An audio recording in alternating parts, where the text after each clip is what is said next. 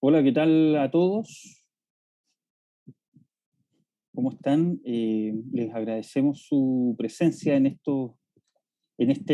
nueva edición de nuestro encuentro, de nuestro conversatorio que hemos denominado Habitar en Pandemia, desarrollado a partir de la experiencia de los graduados del Magíster en Hábitat Residencial, con el objetivo de explorar también el desarrollo de nuevas metodologías que ellos han desarrollado y han implementado para el desarrollo de sus tesis durante este periodo de pandemia.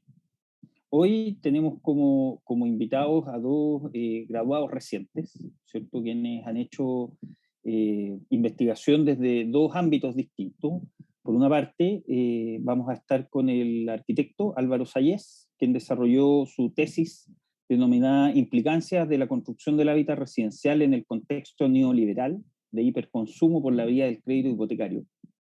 Y vamos a estar también con el historiador Juan Pablo Ormazábal, quien desarrolló su tesis denominada Canchas y clubes de fútbol, implicancias de la transformación urbana en Estación Central.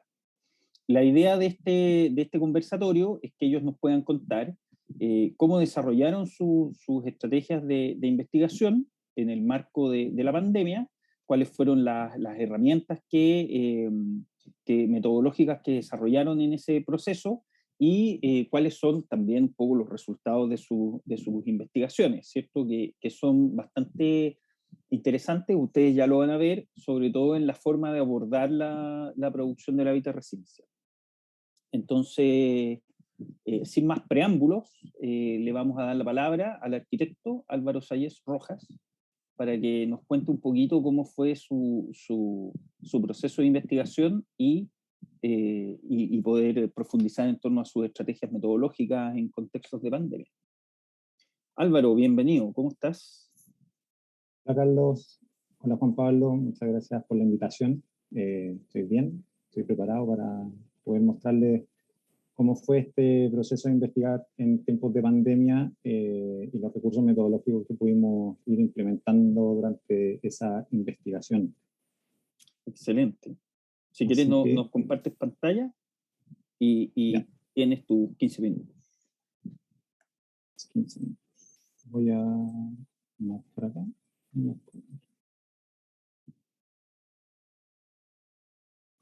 Bueno, esta presentación la preparé para el día de hoy y el título era un poco más largo de la tesis, fue una de las cosas que había que mostrar. Pero eh, en el marco de la investigación comienza con el análisis entre los resultados, entre las interacciones de estos elementos que ustedes ven en la pantalla que tienen por un lado al habitante, por otro lado el consumo, por otro lado la vivienda, y entre medio dando vuelta el crédito como un elemento muy preponderante entre estos tres elementos. Eh, de ahí la investigación comienza también a hablar del hábitat residencial en contexto de consumo, cómo se va dando una conversación y una reflexión en torno a esto. Estos elementos también son parte de lo que ha sido la producción de la ciudad de Santiago durante el periodo de 1990 al 2020. Y también la investigación hace una referencia hacia el rol de la clase media y el crédito en Chile para ir viendo cómo se han ido interactuando estos elementos. ¿Ya? La hipótesis que plantea la investigación es que en base a estos tres elementos que tienen que ver por un lado con profesionales jóvenes de clase media, por otro lado la vivienda y por otro lado el crédito hipotecario, genera una deuda. ¿Ya? Y esa deuda genera repercusiones no registradas hasta ahora en los profesionales jóvenes de clase media, las cuales se presumen que en un nivel superficial son razones de bienestar, pero que en un orden más profundo son razones que podríamos denominar como conflictivas para la vida de estas personas.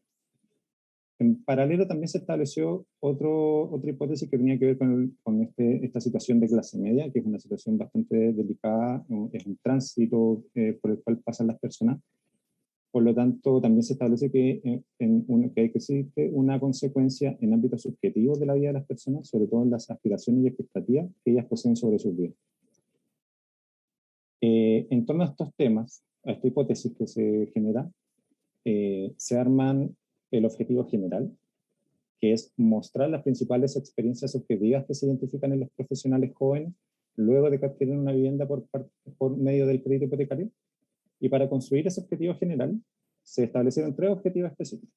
Uno que es identificar las principales consecuencias significativas que aparecen en las personas que han conseguido adquirir una vivienda por medio de la vía del crédito hipotecario.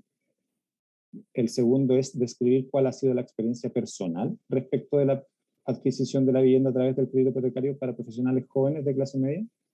Y el tercero es analizar los procesos subjetivos que rondan la adquisición y posterior proceso de habitar la vivienda mediante la vía del crédito hipotecario.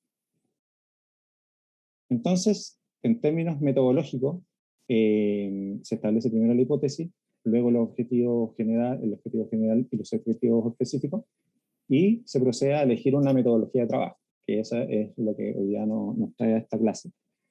Y esta metodología de trabajo se da en un contexto de pandemia, donde principalmente las fuentes primarias que teníamos que obtener de ahí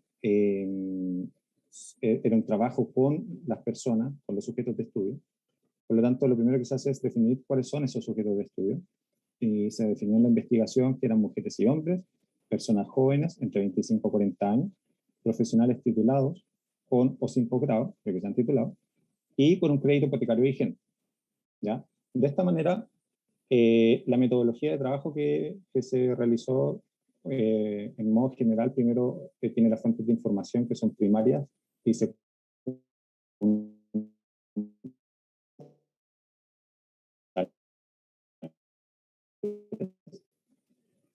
la técnica de recolección de datos, que fue principalmente por la producción de la entrevista.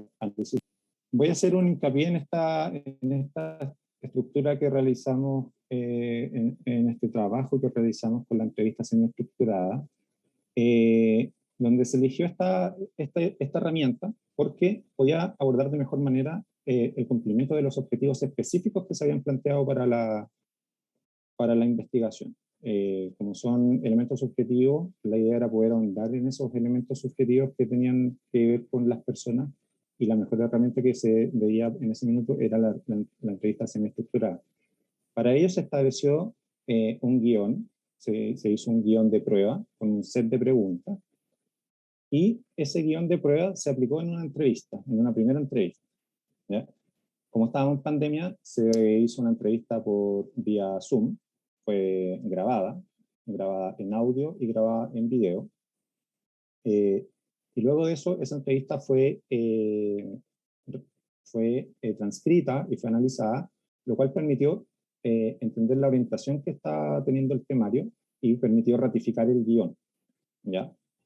Con esta ratificación se dio pie al resto de las entrevistas, las cuales comprendían en términos generales este procedimiento que ustedes ven al lado derecho, que partía con un consentimiento informado. En ese sentido era como, bueno, ¿cómo llego a estas personas que están en algún lugar de la ciudad y que las puedo contactar por teléfono, qué sé yo, por WhatsApp, pero no las puedo ir a ver directamente por el riesgo de la pandemia? Entonces, preparé un consentimiento informado en donde se establecía en una plana un resumen de la investigación, cuáles eran los objetivos, cuál era el tema, cuál era el título, cuál era el rol de la persona en la investigación, y si estaba o no de acuerdo con ello. Y aparte de eso, el set de preguntas que se les iba a aplicar, para que ellos también tuvieran una noción de qué es lo que iban a estar respondiendo y que no sea también una entrevista abierta, muy abierta en ese sentido. Las entrevistas se realizaron por vía Zoom, grabadas, concertadas previamente con anterioridad con las personas, y luego el audio de esa entrevista fue transcrita por otra persona externa a la investigación. Y esa persona transcribió en un par de días las entrevistas, y con esos textos transcritos se revisó el contenido de las respuestas que ellos iban dando y también de las cosas emergentes que fueron apareciendo.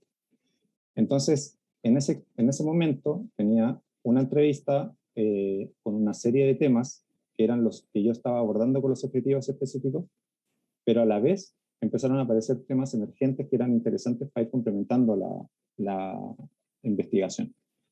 Entonces, cada una de las entrevistas se analizó y luego se analizó en general, en términos generales, cuáles eran las líneas que cruzaban todas las entrevistas.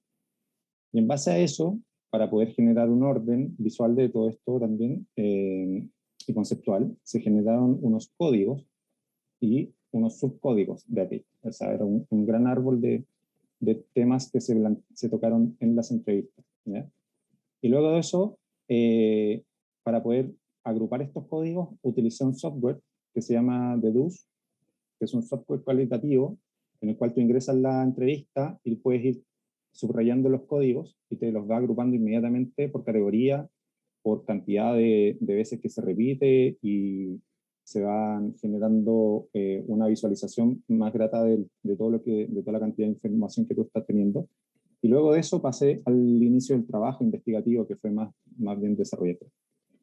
En términos generales, también quise mostrarles un poco cuánto me había demorado en hacer todo esto, y el tema del guión de prueba y la entrevista y el proceso previo a la aplicación de las entrevistas. Lo comencé desde el primer set de preguntas hasta que terminé las entrevistas entre octubre del 2020 y abril del 2021. O sea, ese es el contexto en el que se dio todo esto, ya casi a fines del año 2020 y principios del 2021.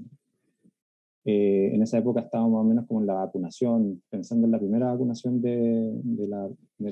contra el coronavirus. Entonces, y en términos metodológicos, yo pude agrupar estos tres grandes grupos, o tres grandes etapas, que primero tiene que ver con la etapa de entrevista, luego una etapa de análisis de la entrevista, y luego la etapa de emisión de los resultados de esa entrevista. Ya, como en términos de para ir estructurando un poco ese.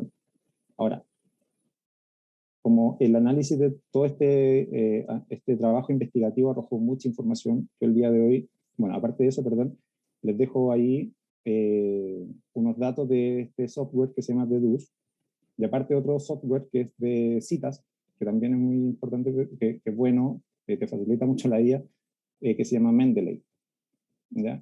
Y ese software también se los quería dejar compartidos para poder tenerlo ahí a mano. Y bueno, ahora quería pasar a mostrarles en muy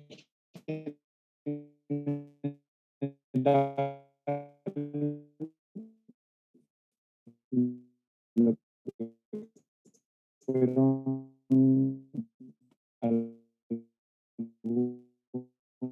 unos 10 años de crédito hipotecario vigente, y con más viviendas una o más viviendas, ¿ya?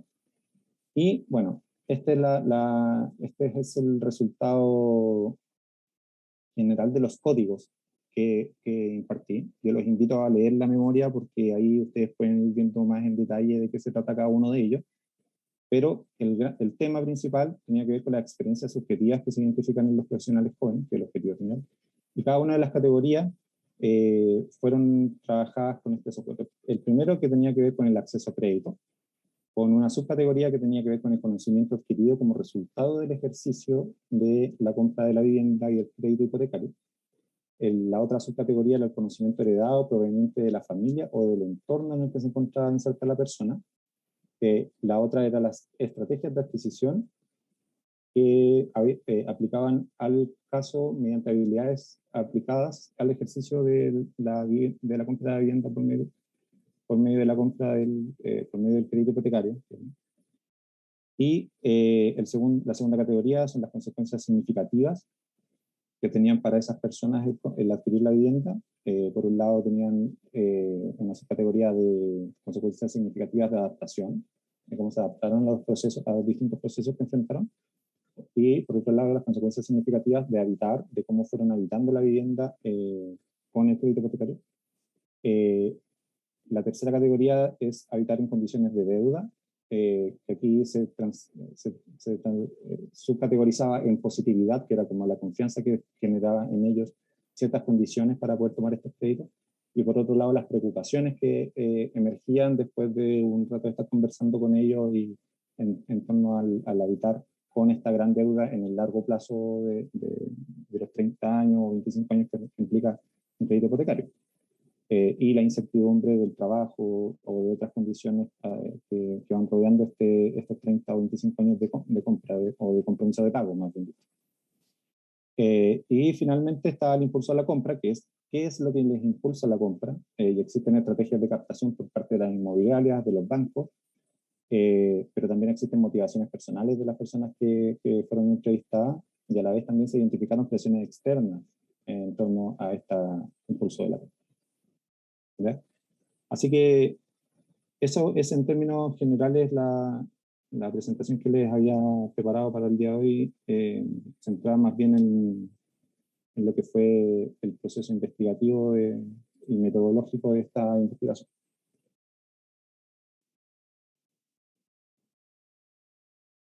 Excelente, Álvaro, muchas gracias. Deja ahí bastante material para entrar a conversar, a debatir. Les quiero presentar ahora a Juan Pablo Ormazábal, historiador, ¿cierto? Como les comenté en su minuto, también Juan Pablo desarrolló su investigación en contexto de pandemia sobre la importancia de las canchas de fútbol en Estación Central. Le vamos a dar ahora sus 15 minutos y luego de eso entramos en el debate que todos están esperando. Juan Pablo, tienes la palabra. Gracias, Carlos. Oye, sumarme a tus palabras sobre la presentación de Álvaro. Conocimos desde el inicio su tema, en tanto compañeros de generación, así que un agrado haber escuchado cómo se dio el proceso y sobre todo algunos resultados que yo por lo menos hasta el momento no había tenido la oportunidad de escuchar. Así. Felicitaciones, Álvaro. Paso a compartir ahora mi presentación que traje el día de hoy para compartir con ustedes. Tú, Carlos, me dirás si es que les aparece bien en pantalla. Perfectamente. Ahí, solamente ahí. Espectacular. Muy bien. Buenísimo. Bueno, como adelantaste, Carlos, esta tesis se hizo 100% íntegramente en contexto de pandemia, la cual se denominó Cancha y Clubes de Fútbol, implicancia de la transformación urbana del Estación Central. Siempre digo que no es un nombre muy rimbombante ni llamativo, pero creo que cumple un poco el objetivo de presentar al lector de qué es lo que se va a tratar, cuáles son las temáticas, ¿ya? Y ya pasando propiamente tal a las reflexiones, entendiendo que la conversación de ahora no se trata tanto de exponer los resultados, sino más bien de generar alguna reflexión en torno a los desafíos que implica y que va a seguir implicando sobre todo el investigar en un contexto de pandemia. Como primera reflexión que quiero compartir, una imagen como idea fuerza número 1. Recuerdo cuando era un joven estudiante de historia de 23, 22 años y hice mi tesis de pregrado. Una de las cosas que me quedó grabada, y esto siempre lo intento compartir a modo de buena enseñanza, es que uno tiene que elegir un tema que lo interpele. Ojalá que tenga algún vínculo emocional contigo, si no las tesis generalmente, pues hay casos que no efectivamente, pero generalmente se transforman en algo más bien traumático, que uno va pateando hacia adelante. La única forma, me decía esta profesora, historiadora, ella muy seca, me decía, Juan Pablo, la única forma en que tu tesis no se transforme en algo tedioso y una carga o una mochila que tú tengas que hacer por cumplir, es que tu tema sea algo en el cual tú tengas vínculo emocional o te interpele personalmente. Esta es un poco la imagen que ven acá adelante de los primeros liderando este grupo de niños en el año 1992 en la comuna de Estación Central, es mi padre. ¿Ya? Y un poco el acercamiento a la temática de canchas, de fútbol, de asociatividad y socialización en torno a una práctica deportiva, viene por un vínculo familiar, y esa es como la primera idea fuerza que me gustaría compartir el día de hoy. Qué gran camiseta, Juan Pablo. Sí, la combinación de colores para mí me parece sobre todo algo a rescatar. Eso, Carlos, como primera idea fuerza, el hecho de que yo haya elegido un tema que tiene un vínculo familiar y emotivo conmigo, ciertamente hizo mucho más llevadero hacer esta investigación en un contexto de pandemia, ¿ya? Como idea fuerza. Segunda fotografía, no voy a mencionar cuál soy yo, ciertamente han pasado algunos años, pero también a prueba de que hay un vínculo emotivo y familiar, y me interpela Salazar, bueno, el historiador Gabriel Salazar hace algunos años atrás decía, los jóvenes hoy día en las universidades se están autoinvestigando, se están autoconociendo, y yo creo que el magíster no debería estar ajeno en términos de temáticas de investigación a aquella idea de autoestudiarse o autoconocerse, ¿ya? Cómo esto se empieza a transformar en un problema, ya desde una idea, desde un vínculo emotivo familiar, allá un posible problema de investigación, surge en torno al año 2005-2006, hay 4 canchas de fútbol en la comuna de Estación Central, no cualquiera, el complejo deportivo El Titán, que era conocido como la piedra angular del deporte y de la asociatividad y socialización de los deportistas de los sectores populares, sobre todo en la comuna de Estación Central, entran en un proceso de venta en el cual hay cierta resistencia de las comunidades, y donde antes habían 4 canchas, insisto, de fútbol de dimensiones estándar, 100 por 60 metros, imagínate lo que podemos, eso multiplicado por 4, en una esquina, desde mi punto de vista, privilegiada y céntrica para la ciudad de Santiago, no solo para las comunas de Estación Central, para la ciudad de Santiago, nada menos, la que ustedes pueden ver acá en la avenida La Reja, y la cruza la Alameda, nada más y nada menos. Ahí, a pasos del metro La Reja, a pasos del metro Ecuador, estaban estas 4 canchas, y por ahí, por el año 2005-2006, se venden. Y lo que podemos ver el día de hoy, donde habían 4 canchas, esta imagen de inferior derecha ya se ve en el periodo que yo estoy mencionando a continuación, año 2006. Hoy día, si uno va a recorrer y a darse una vuelta, donde antes, insisto, era el punto neurálgico del deporte y del fútbol amateur en las comunidades de la Estación Central, hoy día nosotros vemos un edificio en altura. Imagen que no es tan novedosa con el correr de los años. Lo novedoso entiendo que es algo que hemos comentado en conversaciones anteriores, Carlos, que el puntapié inicial de la transformación, y qué mejor concepto para este tema, el puntapié inicial de los guetos verticales y de la transformación urbana que ha sufrido Estación Central en los últimos 10, 15 años, fue en torno a la venta de 4 canchas de fútbol. Y eso no es menor, ¿ya? No es menor y tampoco es azaroso. Es un poco lo que yo promuevo en esta tesis, de que pudo haber sido un peladero, un galpón, tal vez, pero no, fue donde céntricamente habían 4 canchas de fútbol, donde los sectores populares de la comuna se encontraban, generaban prácticas de transmisión de cultura, de enseñanza, y sobre esos terrenos es donde se despojó. Más adelante voy a hablar del concepto de desposesión simbólica para un poco explicar qué es lo que ahí ocurrió. En términos de marco teórico y a propósito del posicionamiento, que es algo también que me gustaría transmitir y conversar, reflexionar después en la conversa, después de las presentaciones, es desde donde uno se para como investigador. ¿Ya? Yo, por lo menos, no creo en la asepsia, creo que todos tenemos acá una agenda en términos de qué preguntas hago, qué temas escojo y cuál es en definitiva mi posicionamiento y qué es lo que quiero un poco develar o poner en valor con los resultados de cada una de las investigaciones que hacemos. Y si respondo yo a esa pregunta, me la hago a mí mismo, yo me paro desde una escuela latinoamericana que estudia el deporte. Como dije la otra vez, ellos no tienen, los que lideran esta escuela no tienen ni idea que yo soy parte, pero bueno, yo me siento parte de esta escuela de todos modos. Entienden el deporte en primera instancia como un transmisor de cultura. Ciertamente en la cancha no solamente jugamos, sino que sobre todo se transmiten ciertos imaginarios, ciertos aprendizajes y saberes populares. En segunda instancia, se generan vínculos y, ¿por qué no?, formación política en términos de autorrepresentarse. Y la tercera, a propósito de mi error de formación, que es los cambios territoriales son necesariamente históricos. Y yo aquí también me voy a ceñir y detener un segundo en las láminas más adelante para un poco hablar del aporte que la perspectiva histórica puede hacer y debe sobre todo hacer a los estudios territoriales y urbanos. ¿Ya? La pregunta un poco era, bueno, ¿por qué empiezan a venderse estas canchas en el 2005 y tuvo los efectos que tuvo? ¿Ya? Y ahí entra el concepto de ciudad neoliberal, cuando tenemos, si uno puede ver ahora la prensa, cuando empezó a ponerse en la opinión pública el concepto de guetos verticales, salía el intendente, salían los distintos alcaldes de Estación Central diciendo que acá lo que pasó es que el plan regulador no estaba actualizado. Yo digo que eso es completamente falso.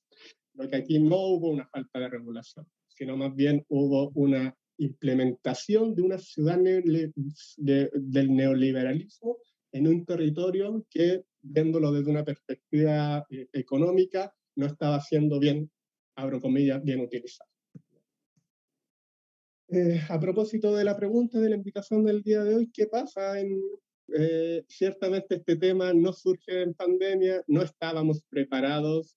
Álvaro también lo intentó y lo explicó de cierta manera.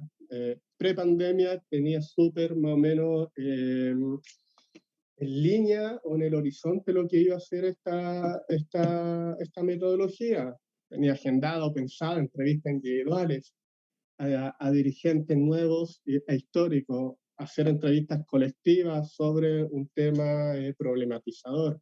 Ir ciertamente los fines de semana a los partidos de fútbol para analizar desde una lógica etnográfica qué es lo que estaba ahí ocurriendo, no solamente a los partidos de fútbol, ir también a los bingos, a los aniversarios, hacer registros fotográficos sacadas en el momento y, ¿por qué no, pedirle y hacer una recopilación de fotografía histórica? Todo esto estaba pensado para un contexto de relativa normalidad y tenemos pandemia, COVID y todo se empieza a derrumbar y a transformarse ciertamente. Y ahí la invitación es hacer un poco la pérdida, volverlo rápido. Si algo tienen las investigaciones es que son flexibles y están abiertas y tenemos que como investigadores siempre estar abiertos a los imponderables que tiene la vida en este caso. Y todo esto cambió a centrarnos principalmente en hacer entrevistas en profundidad y semiestructura. ¿Ya? A través también, como bien dijo Álvaro, puede ser por Zoom, por Meet, desde WhatsApp, videollamadas, todo fue un medio válido para conseguir realizar estas 7 entrevistas en profundidad. Y acá como algo, a propósito de lo que dije hace unos minutos atrás, revisión bibliográfica con énfasis en el componente historiográfico. Voy a pasar a detallar más adelante qué quiero decir con esto. El fenómeno de transformación urbana en Estación Central, a propósito de los resultados que arrojó esta investigación, no es nuevo. ¿Ya? ¿Y cómo explicarlo, esta ausencia de novedad?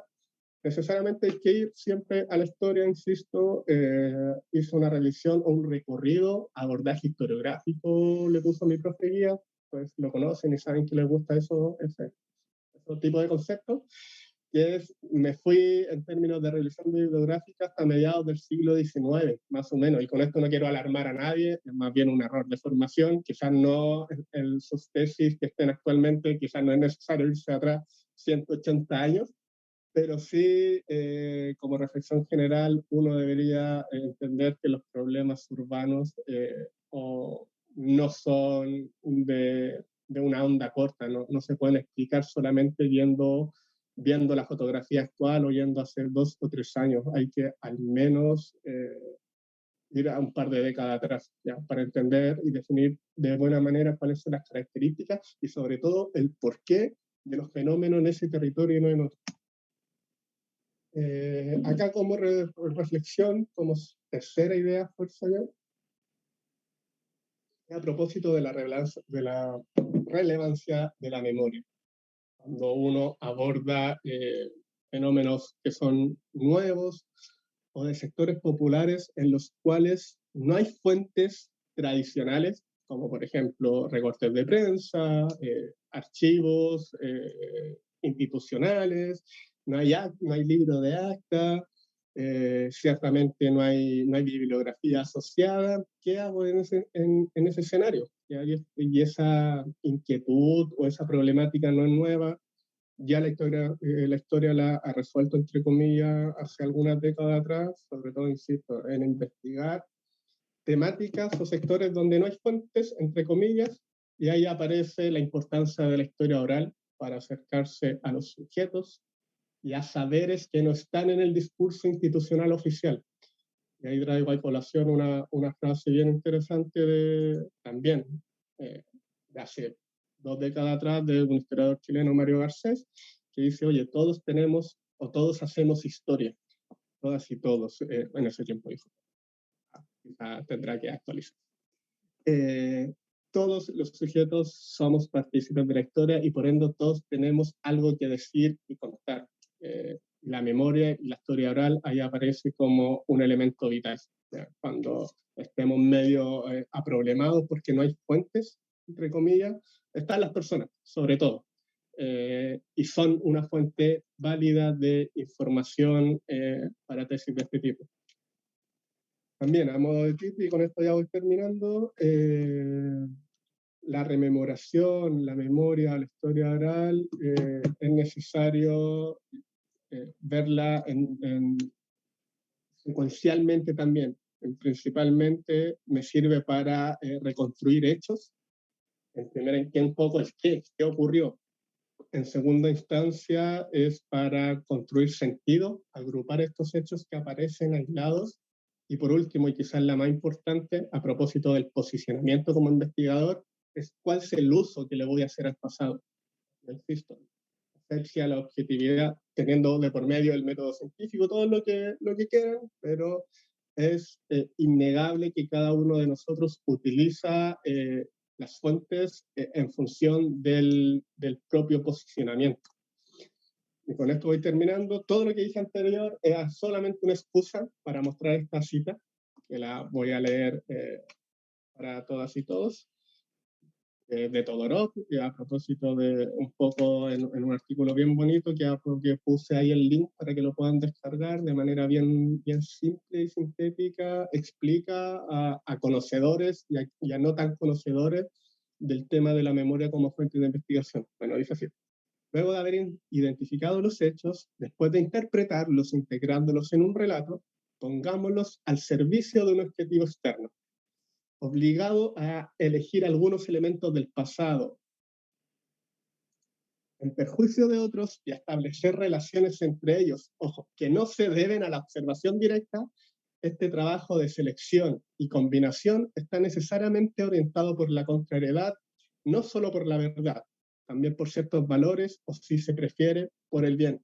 Lo que quiere decir Todorov con esto es que hay acá criterios, hay arbitrariedad inclusive. Nosotros como investigador dejamos de lado ciertas fuentes, agrupamos otras, las interpretamos también en función, insisto, de nuestra agenda, y nuestra agenda tiene que ser ciertamente para que no se transforme en cualquier cosa y pierda, sea acaso un libro de fantasía. Tiene que ver con valores ciertamente y, como lo dice él, por el bien o por un sentido de justicia. ¿Y cuál es el sentido de justicia en esta investigación? Sobre todo, el decir, oye, acá en estas 4 canchas la gente lo recuerda como algo motivante, algo inolvidable, lo que pasaba ahí.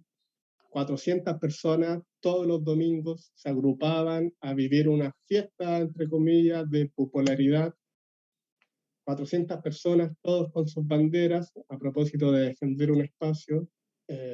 Eso es lo que yo digo que buscaba esta tesis, defender y poner el valor lo que pasaba ahí, que no era cualquier cosa, y por ende no fue azaroso que sobre ese espacio se hayan empezado a construir los edificios en la estación central. Lo que se buscaba acá era expulsar a los sectores populares hacia la periferia de la comuna y privarles o despojarlos de un espacio que era céntrico para ellas y ellos. Eso, Carlos. Muy bien. Excelente, Juan Pablo, muy buena exposición. Bueno, tenemos, ojo, tenemos dos tesis que aparentemente pueden ser disímiles en cuanto a sus temas, pero tienen bastantes puntos de convergencia. Creo que en ese sentido es interesante poderlas hacer dialogar, y para ello quedamos también atentos a las preguntas que nos pueden hacer, por ejemplo, a través de Facebook. Veo ahí que Adolfo López, estudiante nuestro también, está formulando su pregunta. Adelante, Adolfo, la esperamos. Yo por mientras me voy a tomar el privilegio de hacer la primera, ¿ya? Eh, hay un elemento, entre los varios elementos donde ambas investigaciones convergen, por ejemplo, procesos de producción neoliberal del espacio, ¿cierto? Por ejemplo, evidentemente lo hemos conversado también, contexto de crisis social y sanitaria, también bastante relevante, ¿cierto? Hay que comentarle también a nuestros auditores que ustedes comenzaron el magíster en el año 2019 y por lo tanto en el transcurso del programa, ¿cierto? Experimentamos estallido social y también crisis sanitaria por pandemia, por COVID, ¿cierto? Entonces, ¿por qué hago esta distinción? Porque uno de los elementos que me parece súper interesante, donde convergen ambas investigaciones, es en la importancia que le otorgan a la experiencia subjetiva, ¿cierto? Y en ese sentido, al rol que los habitantes tienen en la producción del espacio. Y asociado a eso, ¿cierto? Me llama la atención que esta experiencia subjetiva haya sido abordada a través de entrevistas semiestructuradas, considerando también que no es de las técnicas de investigación de las cuales tradicionalmente se proveen arquitectos, como es el caso de Álvaro, e historiadores, como es el caso de Juan Pablo. Entonces, lo que quiero establecer son dos consultas. Una, ¿cómo sienten ustedes, cómo piensan ustedes que el contexto de crisis social y sanitaria impactó la experiencia subjetiva de sus informantes, ¿cierto? Y lo segundo es de qué manera la aplicación de entrevistas semiestructuradas en un contexto como este de pandemia refleja, ¿cierto?, esa experiencia subjetiva en los resultados de ambas investigaciones. ¿Ya? Les dejo ahí plantear esas dos inquietudes, no sé quién quiera comenzar.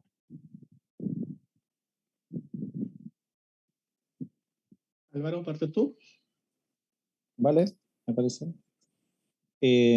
Bueno, voy a partir por el tema de la experiencia subjetiva y por qué la entrevista semiestructurada puede ser una buena herramienta para lograr. En cuanto, cuando iniciamos la investigación, cuando se inició la investigación, se empezó a pensar en cómo se podía lograr obtener o responder la pregunta de qué es lo que lleva a las personas a comprar una vivienda en 25 años con los precios de la vivienda que hay hoy en día. Es como, ¿cómo lo hacen? ¿Qué es lo que significa para ellos? Entonces, con esas preguntas pre-hipótesis o que van transformando y mutándose hacia la hipótesis, uno empieza a pensar en cómo lograr ese resultado o no. Y de alguna manera empezar a ver qué tipo de elementos uno podía obtener del ambiente para poder responderla. Y por un lado están, no sé, las fuentes secundarias que te aportaban todos los datos cuantitativos y qué sé yo, cuál es el valor de la vivienda, qué es lo que se requiere para pedir un crédito, cuáles son, no sé, cómo está el mercado de suelo, cómo está la producción de la clase media, cómo le ha ido a la clase media al último tiempo. Y un montón de definiciones, pero que son muy generales. Entonces, en ese aspecto no lograba tener la profundidad que se requería para poder responder esa pregunta.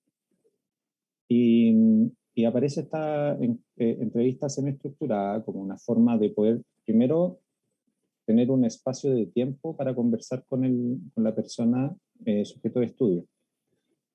Y en ese espacio de tiempo tú poder aprovecharlo para conversar acerca de los temas que tú quieres colocar, pero al mismo tiempo de escuchar los temas que esa persona te tiene que responder.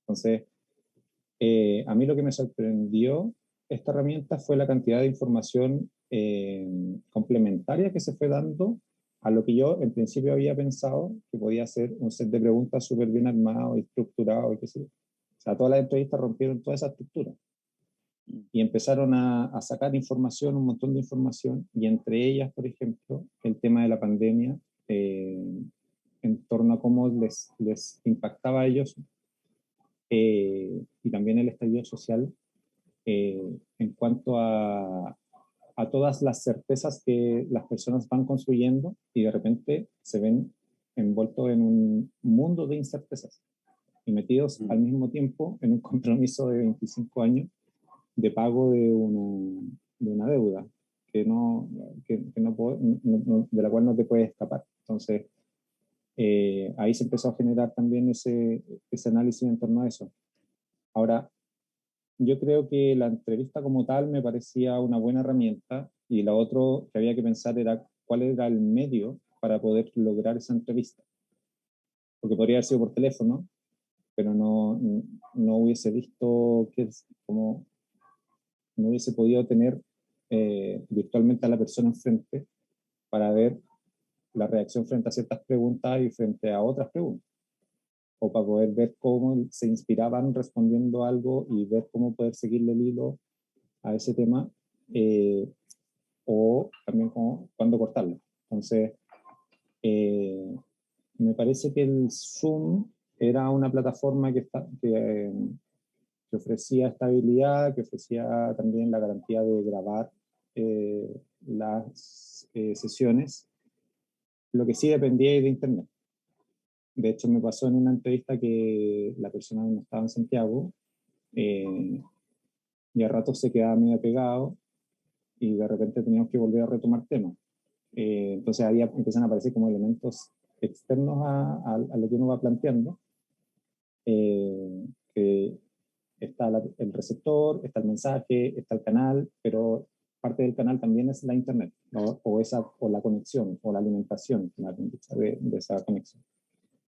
Entonces, Zoom apareció como una buena alternativa para poder desarrollar esto. Sin embargo, yo entiendo, o me explicaron, que la entrevista semi-estructurada, porque efectivamente yo no la conozco de pregrado, no sé lo que es una entrevista.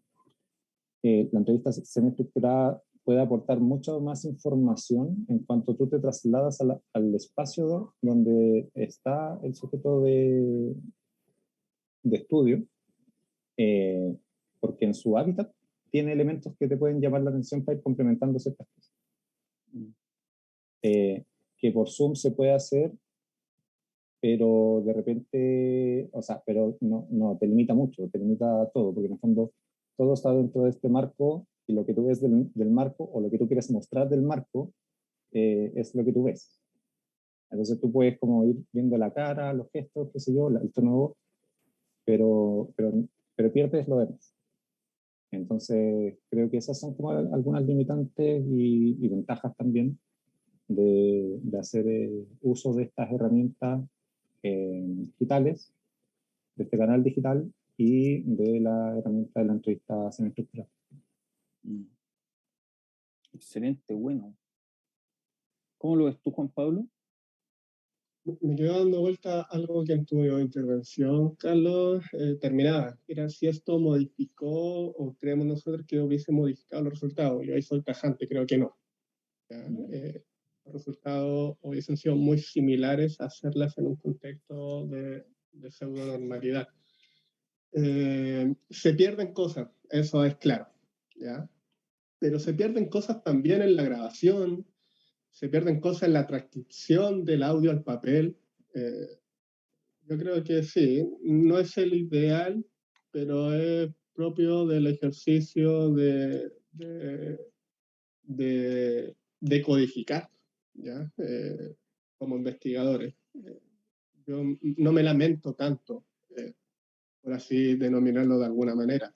Parece hasta pensado o como buena salida cuando yo presentaba la lámina, decir, bueno, esto es lo que quería hacer y esto es lo que terminé haciendo, parece como una buena forma de sobreponerse. Pero dándole una vuelta y escuchando a Álvaro también, esta tesis se basaba en los discursos, se basaba en la palabra, en cómo ellos recuerdan. Y viéndolo de esa perspectiva, tal vez el no tener factores que muchas veces complementan, es verdad, pero otras veces también condicionan ciertas respuestas o ciertos recuerdos. Al final del día se armó un espacio súper honesto al momento de hacer la entrevista entre investigador y entrevistado, que no había nada más. No estaba la cancha. Una de las técnicas es hacer entrevistas situadas o recorridos situados. Eso no lo pudimos hacer, pero quizás la cancha iba a influenciar.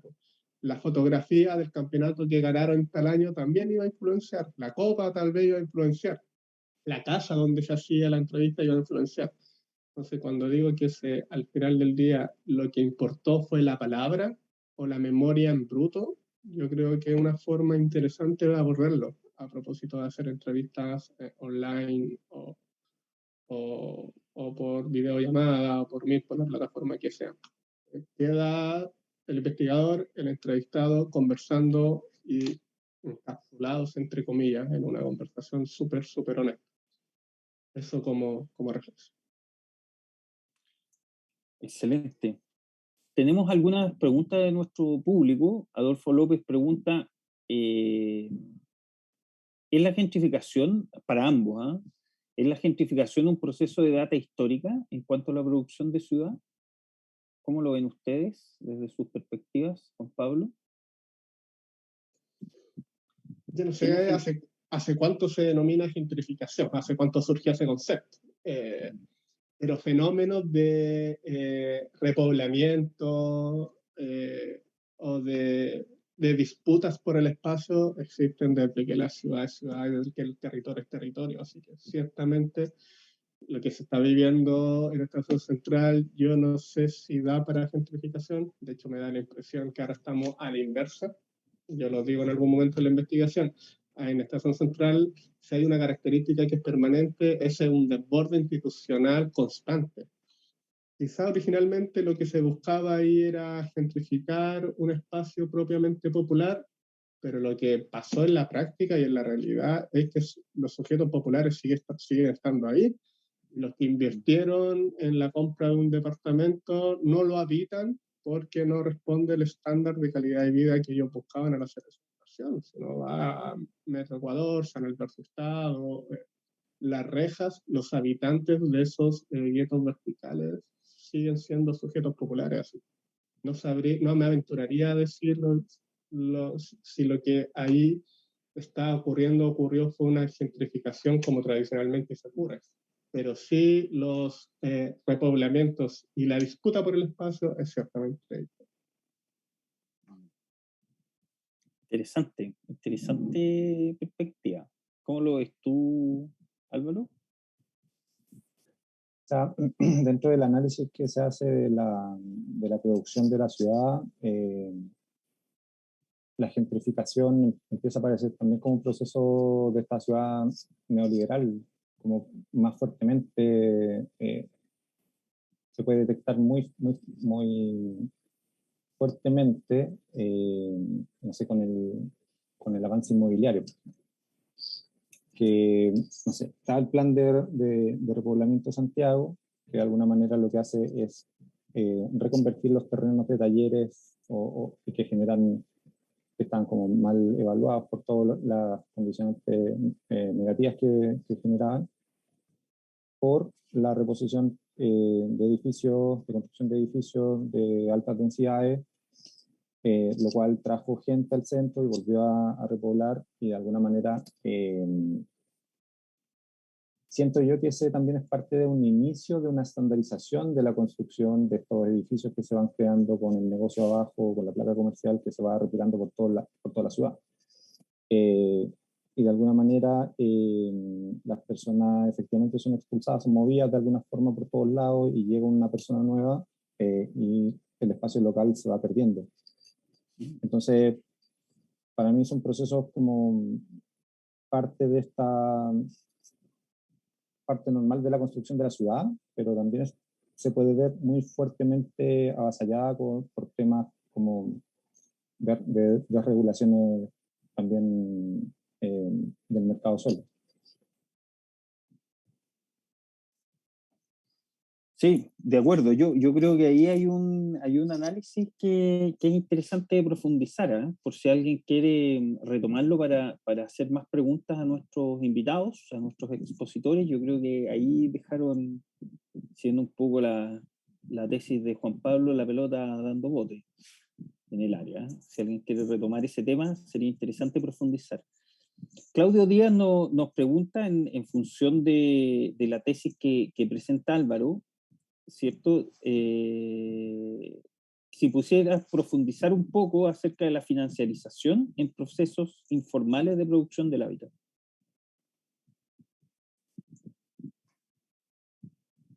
¿Cómo abordarías el tema de la financiarización en procesos informales de producción de hábitat? ¿Podríamos tener pero en procesos informales estamos hablando como de asentamientos precarios, cosas así, o de otro tipo? No, sí. No, a ver, o sea, desde tu tesis, tema nuevo. Se podría, claro, lógico, es un tema nuevo, pero ¿se podría abordar ese tema desde tu tesis? ¿O cómo se haría? ¿Cuál sería el pase existente ahí? Yo creo que se podría abordar a través de las experiencias subjetivas. Yo creo que esas podrían ser como similitudes que se pudiesen encontrar, porque de verdad creo que la producción informal del hábitat no tiene mucho que ver con la clase media que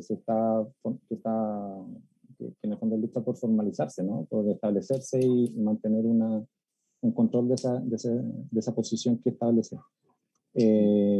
Pero sí, yo creo que existen parámetros comunes en las personas, o una hipótesis más bien, en cuanto al anhelo de la idea de la casa propia y de cómo obtenerla. Pero la financiarización también es parte de un proceso normativo regulado, entonces no sé si se podría abordar desde la financiarización, no sé si decirla ilegal, pero como me acuerdo hace poco como de estos tipos que vendían terreno en sitios heriazos a los lados de la autopista a personas para que se establezcan, y que era una estafa. Entonces también eso como, no sé si ahí se podría pensar en cómo la familia juntó la plata para poder pagar ese terreno, o cómo consiguen el dinero para poder armar la vivienda dentro de un espacio informal. Pero que eso podría ser parte del... Una posibilidad, una perspectiva, digamos. Sí. Igual se puede contrapreguntar, Claudio, ¿eh? Así que si quieres contrapreguntarle a Álvaro, bienvenido es. Oye, Antonio Salas nos pregunta sobre el enfoque del hábitat residencial. ¿Cuál creen ustedes que es la particularidad que les aporta el programa para el desarrollo de estos procesos de investigación?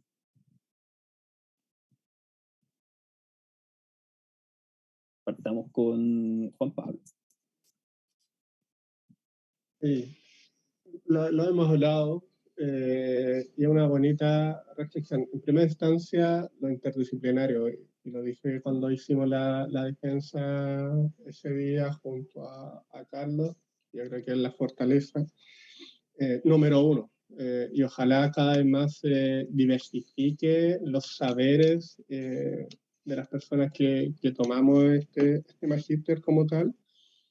Y ya entrando más en detalle, lo que a mí me aporta el magíster en particular para efectos de esta investigación fueron dos cosas. Uno, la relevancia de la materialidad. No es la historia o los procesos ocurren, los procesos sociales ocurren en el tiempo y en el espacio, es una definición muy, muy clásica. y los que venimos desde este mundillo nos quedamos con el segundo factor, perdón, con el primero, el tiempo. Y el espacio, más allá de algunos conocimientos de geografía que tenemos, no está en el lugar de relevancia que tiene hoy día a mí como estudiante egresado de la relevancia de lo material, de lo físico, y las características y las repercusiones que tiene esta materialidad en modos de habitar el espacio. No lo andé en la presentación, pero las canchas que quedaron en Estación Central y que hoy día todavía hay, que son 11, antes de este proceso de transformación eran de tierra y estaban abiertas a libre uso.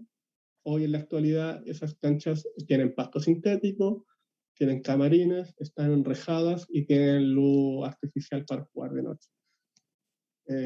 Una transformación que pareciera ser positiva a todas luces, pero que ciertos sectores de la comunidad futbolística la ven como negativa en la medida que privatizó el espacio.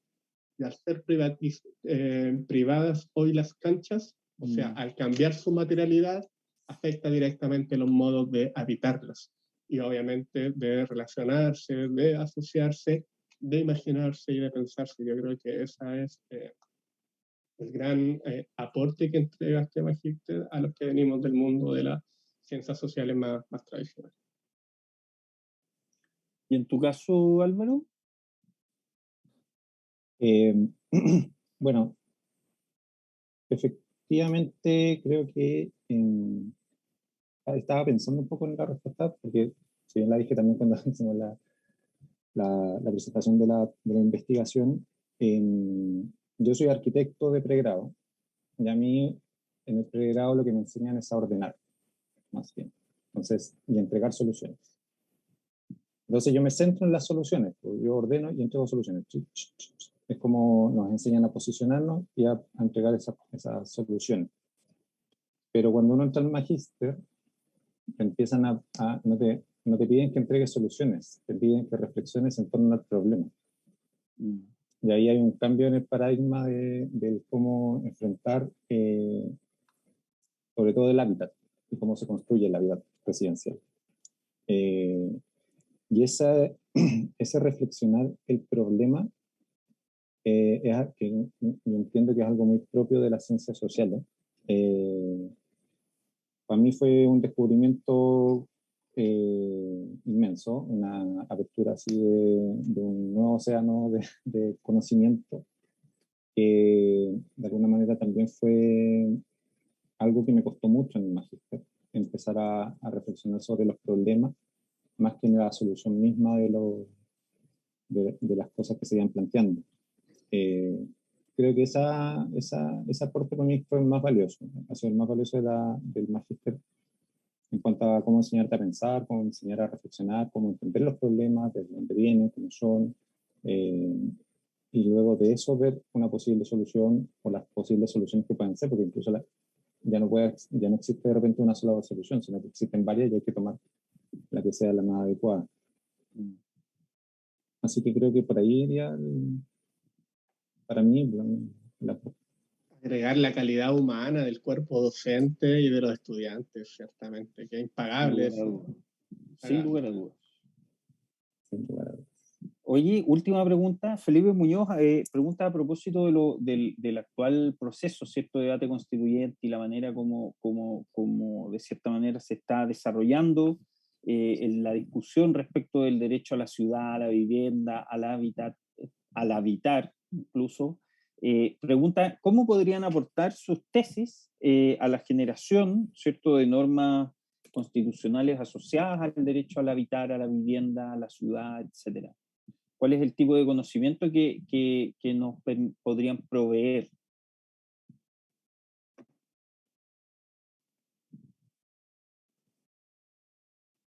Álvaro, ¿vas tú? Bueno, mira, yo creo que en la Constitución que se está trabajando, debiese venir un cambio también en el paradigma de lo que estamos viviendo.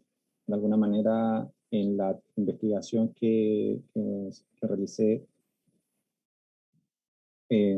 señalo que nosotros somos, o las personas entrevistadas de ese rango etario, que me incluyo porque soy de ese rango etario, ya estamos viviendo un neoliberalismo consolidado. No es un neoliberalismo básico ni que te esté generando cambios en la forma de vivir, no. Nosotros ya estamos sumergidos en un neoliberalismo que está teniendo una consecuencia grave, que es el hiperconsumo. Que no es solamente el consumir, sino que es consumir más de la cuenta. Y eso nos genera problemas en términos ecológicos, en términos productivos, en términos financieros, y eso también impacta dentro de las personas. Yo creo que la nueva constitución debiese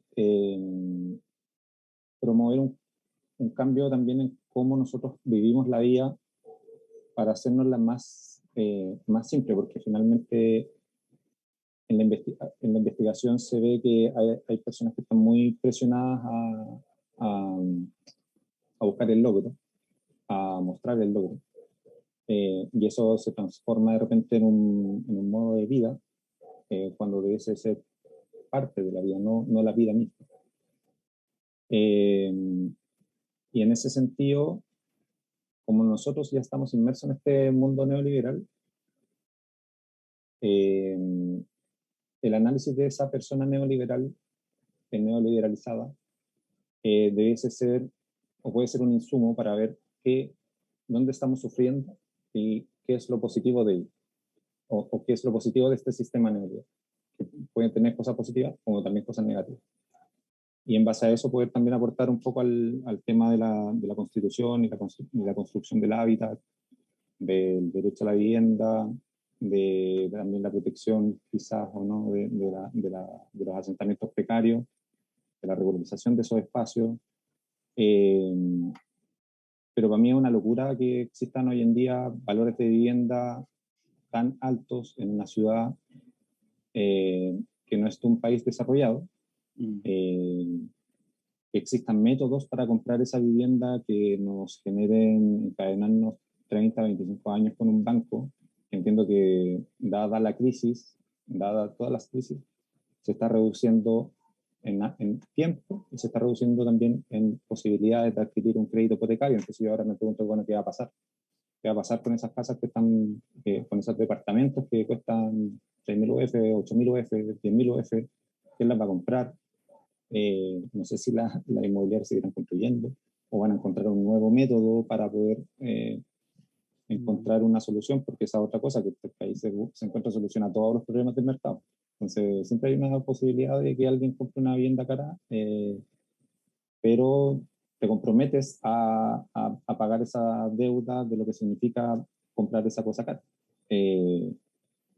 Entonces, yo creo que no sé, espero que la próxima constitución pudiese abrirnos un poco más, darnos un poco más de un tanque de oxígeno para poder respirar más, para poder vivir más tranquilo,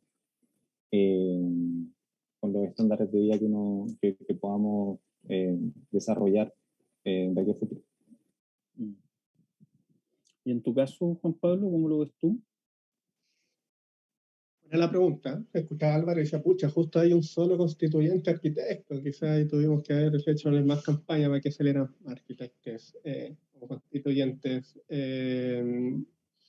Una de las frases que más se escucha en el magíster es que el neoliberalismo y la ciudad neoliberal tiene implicancias o se mete en todos los aspectos de la vida. Como escuchamos varias veces y adherimos, entiendo, a aquello, escuchando a Álvaro también. A tal nivel de que en el caso particular de Estación Central, el neoliberalismo y la ciudad neoliberal permeó una práctica que era colectiva a pasar a los clubes de fútbol amateur a disputarse el espacio y a arrendar el espacio en donde se ejecuta nada más y nada menos su leitmotiv de ser, que es jugar a la pelota propiamente tal. Yo creo que el proceso constituyente, la nueva constitución, debiese ir a asegurar como un derecho la existencia de espacios y de tiempo destinado al ocio y a la recreatividad que estén fuera de una lógica economicista. No puede ser que las canchas en este caso, pero si seguimos este ritmo, los parques, que ya hay algunos que funcionan en esa lógica, las plazas, empiecen a entrar a esta lógica de que son espacios subutilizados y por ende hay que intervenirlo o hay que privatizarlo para sacar provecho económico de aquello. No, pues la práctica del fútbol, las canchas son un patrimonio de la ciudad que debiese estar salvaguardado en la Constitución como derecho a la recreación, al deporte, al ocio, pongámosle el apellido que queramos, cosa que no puede ser esto de que los clubes de fútbol de Santiago Centro, que otro caso que yo conozco bien, tengan que ir a jugar a San Bernardo su liga porque en la comuna de Santiago no hay ninguna cancha de fútbol y tienen que ir a arrendar espacios, o sea, entrar a esta lógica económica, ir a arrendar otros espacios que están privatizados para hacer algo que en su momento era colectivo. Como garante de espacios y de práctica, yo creo que debiese estar consolidado en la nueva constitución. Sí, oye, no, completamente de acuerdo. Yo conociendo los contenidos de ambas tesis, además, súper interesante, hay un montón de temas que se quedan ahí dando vuelta. Lamentablemente se nos acaba el tiempo, pero los dejamos a todos, invitados a todos quienes no alcanzaron a formular sus preguntas o que hicieron preguntas y no alcanzamos a compartirlas con Juan Pablo y con Álvaro, a que nos escriban y nos las envíen para, de todas maneras, generar un ámbito ahí de reflexión compartido. Y bueno, les queremos agradecer no solamente por esta exposición, sino que también por sus trabajos. Sabemos que sus trabajos de investigación costaron bastante esfuerzo para, evidentemente, ustedes y sus grupos familiares también. Así que, bueno, junto con nuestras felicitaciones y agradecimientos, invitarlos, ¿cierto?, a seguir conectados en la próxima sesión de estos conversatorios sobre investigar en pandemia, que creo que siempre dejan aportes interesantes para pensar el hábitat, el territorio y evidentemente también la ciudad. Así que, muchachos, les agradezco mucho, les envío un abrazo grande, muchas felicitaciones y agradecimientos y seguiremos en contacto. Y a todos quienes nos acompañaron en esta instancia también. De vuelta, gracias por la invitación. Muchas gracias a Carlos, también a Juan Pablo por la exposición. ¿Listo? Un abrazo, Adiós. cuídense. Igual. Chao, chao. Cuídense.